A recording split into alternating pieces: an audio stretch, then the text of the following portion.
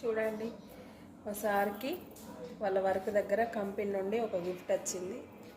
ఆ గిఫ్ట్ అయితే ఓపెన్ చేసి చూస్తాం.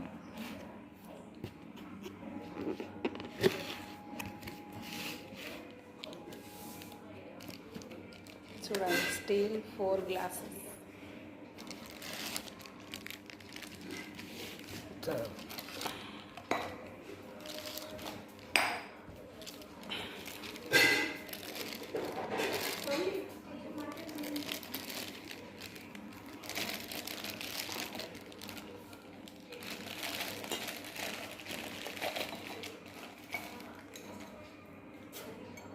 చూడండి ఎంత బాగున్నాయో, మస్తు మందంగా వచ్చినాయి.